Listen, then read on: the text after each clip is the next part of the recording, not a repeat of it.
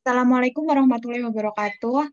Perkenalkan nama saya Ananda Dian Kusuma Wardeni dari Akuntansi Internasional 2019, NIM 7211419149. Di sini saya akan menjelaskan sistem informasi manajemen bab 7 yaitu sistem pendukung pengambilan keputusan. Yang pertama ada apa yang disebut dengan pembuatan keputusan.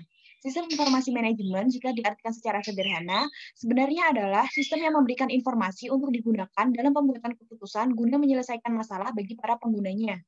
Pemecahan masalah dan pembuatan keputusan.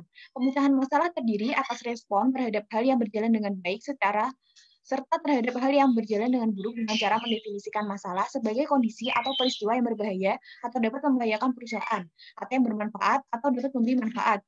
Kemudian ada pembuatan keputusan yaitu tindakan memilih di antara berbagai alternatif solusi pemecahan masalah.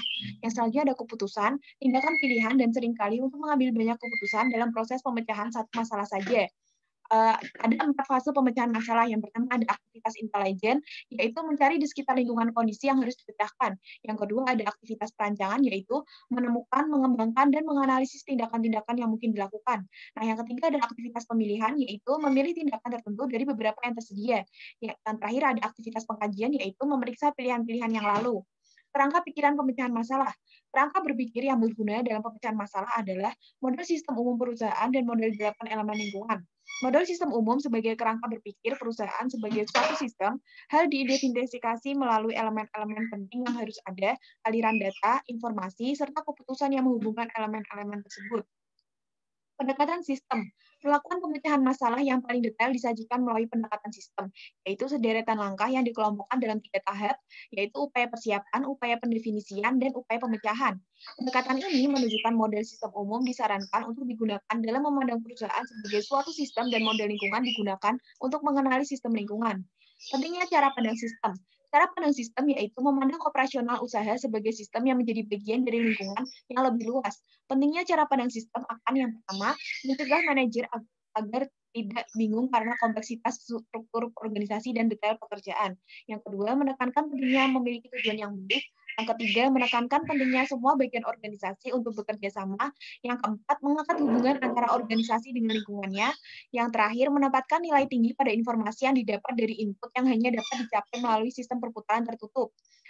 Membangun konsep. Dengan pemahaman mengenai dasar konsep pemecahan masalah, kita sekarang dapat menggambarkan bagaimana konsep ini diterapkan ke dalam sistem pendukung keputusan. Elemen proses pemecahan masalah.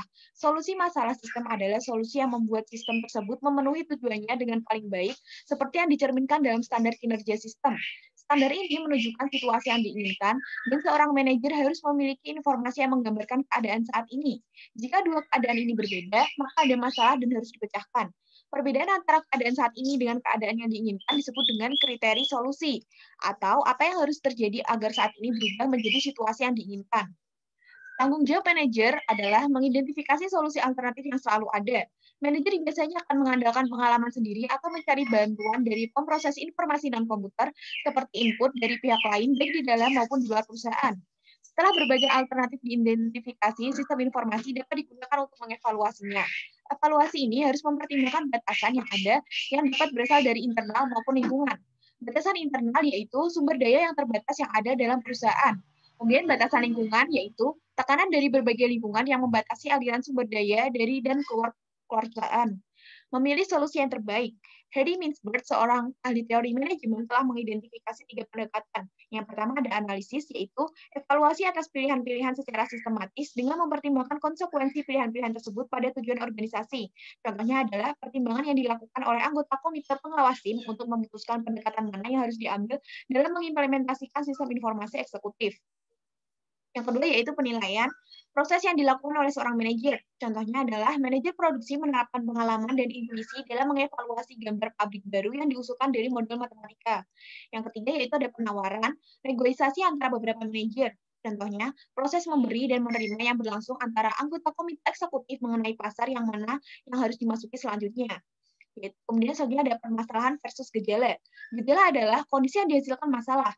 Pentingnya melihat perbedaan masalah dengan gejala adalah agar kita tidak menghabiskan banyak waktu dan uang untuk menyelesaikan permasalahan yang salah atau sesuatu yang sesungguhnya bukanlah suatu masalah. Contohnya adalah seorang manajer menghadapi gejala rendahnya keuntungan. Sesuatu telah menyebabkan keuntungan rendah, masalahnya adalah penyebab dari keuntungan yang rendah.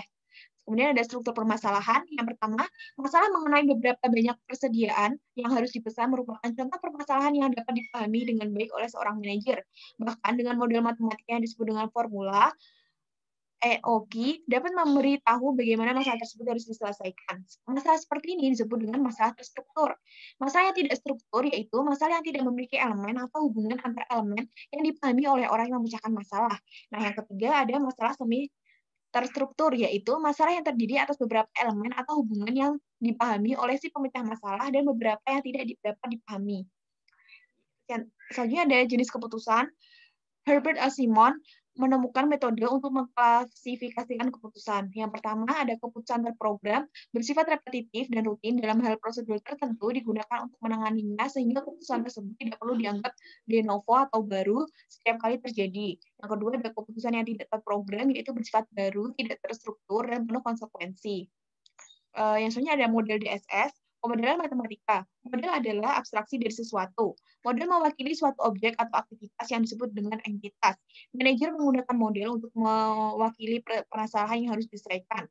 Objek atau aktivitas yang menyebabkan masalah disebut dengan entitas. Kemudian ada jenis model. Yang pertama ada model fisik, yaitu gambaran 3 dimensi entitasnya.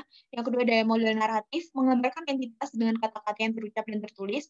Yang ketiga ada model grafis, menggambarkan entitasnya dengan abstraksi garis, simbol, atau bentuk. Yang terakhir ada model matematis, setiap rumus atau persamaan matematika adalah model matematis. Selanjutnya ada penggunaan model. Yang pertama memberikan pengertian, yang kedua memfasilitasi komunikasi, yang ketiga memprediksi masa depan. Kelas model matematis. Yang pertama ada model statis atau dinamis, yang kedua ada model probabilitas atau deterministik, yang ketiga ada model optimasi atau suboptimasi.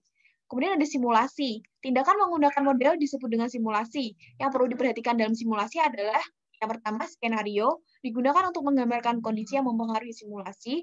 Yang kedua, variabel keputusan, yaitu nilai yang dimasukkan manajer untuk mengukur dampak pada entitas. Contoh pemodelan, eksekutif perusahaan dapat menggunakan model matematis untuk membuat beberapa keputusan kunci. Para eksekutif ini dapat menyimulasikan dampak dari 1. Harga produk, 2. Jumlah investasi pabrik yang dibutuhkan untuk menyediakan kapasitas untuk memproduksi produk, yang ketiga, jumlah yang akan diinvestasikan dalam aktivitas pemasaran seperti iklan dan penjualan langsung, yang keempat, jumlah yang akan diinvestasikan dalam penelitian dan pengembangan. Input model menunjukkan input yang digunakan untuk memasukkan elemen data skenario untuk kuartal sebelumnya dan menunjukkan elemen skenario untuk kuartal berikutnya. Output model, para eksekutif mendapatkan output yang lebih detail dalam bentuk tampilan di layar atau cetakan. Kelebihan dan kelemahan pemodelan. Yang pertama kita bahas dulu kelebihan, yaitu yang pertama, proses pemodelan dapat menjadi pengalaman belajar. Kesempatan proses simulasi memungkinkan sejumlah besar alternatif dapat dipertimbangkan dengan cara memberikan kemampuan untuk mengevaluasi dampak keputusan dalam waktu yang singkat. Yang ketiga, memberikan kemampuan prediksi pandangan ke masa depan yang tidak dapat diberikan oleh metode penyedia informasi lain. Model tidak semahal upaya JOBAP. Nah, kelemahannya yaitu kesulitan untuk membuat model sistem bisnis akan menghasilkan model yang tidak mencakup semua pengaruh terhadap entitas. Yang kedua, kemampuan matematis tingkat tinggi dibutuhkan untuk merancang model yang lebih kompleks. Sekian dari saya, terima kasih. Mohon maaf apabila ada kesalahan dan kekurangan. Wassalamualaikum warahmatullahi wabarakatuh.